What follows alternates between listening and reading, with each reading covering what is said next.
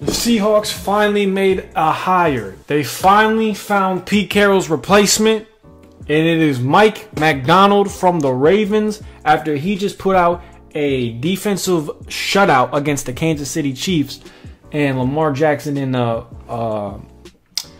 offense just wasted it. But we got a good head coach on our hands. I think he's going to be a great upgrade from Pete Carroll. We will not be seeing any more of the old defensive schemes leaving the middle of the field wide the fuck open. This guy will come in with some modern day schemes against the modern day offense, which is something we haven't seen in forever.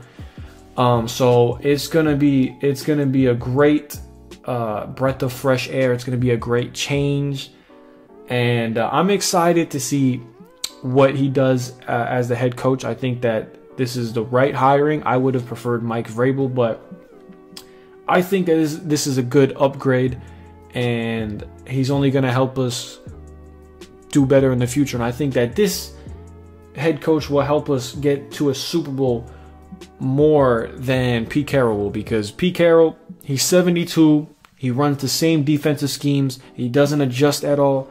This guy, he will adjust. He had a top 5 defense with the Ravens this past season. So I think that he will do more with the defense that we have than what Pete Carroll did last year, considering that we upgraded the defense and Pete Carroll somehow did worse with the defense. So that doesn't make any sense to me. Losing this game was a blessing in disguise. I was mad at the time, but I never knew that it was a blessing in disguise, because Pete Carroll is gone from this loss. I mean, they gave up 500 yards to fucking I'm drawing a name on his name, Mason Rudolph, the 3rd string quarterback. They let him go for 500 yards. So I can assure you, Mike Macdonald's not allowing that to happen. That's not happening under his watch. He's going to come in here with some new, fresh defensive schemes, which is going to be such relieving to watch. A breath of fresh air as a Seahawks fan to hopefully see some new defensive schemes, some plays where they don't run cover 3 and they leave the middle of the field time in and time out, and everybody just dinks and dunks down the field, just like the Rams and 49ers have done for the past couple of years.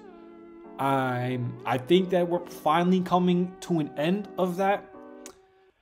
I don't know if Geno's going to be the quarterback. I don't know if he's going to stay or not. That we're going to have to see. Don't know who the offensive coordinator is going to be, because Shane Waldron is now the Bears offensive coordinator. So that's going to be interesting. We still got to find somebody to scheme and coach the offense.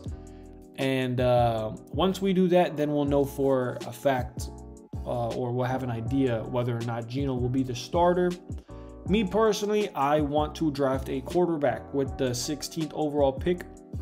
Who that quarterback is, I don't know, and I'm drafting him for the future. I'm not drafting him with the intention to play him this season. I'm drafting him to sit him this year, maybe 2 years, but probably just 1 year, and then play him when the time is right. You know what I mean? We still got Geno, who can help us compete. Whether or not he can bring us a Super Bowl, I don't know. I thought that he could before this season. I did during this season. I'll be honest with you. I still think that he can. I think that it was Pete Carroll that was holding this team back, because Geno literally had like 5 comeback wins or 5 comeback drives, and we still were 9-8. I think he had comeback drives that didn't count, where the defense still gave up a touchdown to either lose the game, or you know, either Geno would have to go on another comeback drive. So I'm still a believer in Geno. I still think that he should be the starter next season. I still think that we're going to be competitive, still going to be in the playoffs. The way that I thought that this the future was going to go was that we were going to make the play. I didn't think we were going to make the playoffs in 2022, but we did. Or 20, you know what I mean, last year. And we made the playoffs. And then from that point, I was like, okay, we should improve next year, make the playoffs, hopefully go to the division round or the conference preferably. And they did neither of that. They didn't even improve. They didn't even improve their record. They got the same record and missed the playoffs. Now, again, it was a blessing in disguise because now we have a new head coach who's going to give us some breath of fresh air. But at the same time, kind of sets us back in the way that I was thinking of how this process is going to go. Because I did think that this was going to be a process. I didn't think we're going to win a Super Bowl this past season. But I did think that we could make it to the conference championship game if we had some good matchups. But clearly, things did not go our way. I do think that we can improve, have a better record next year. But I mean, if actually,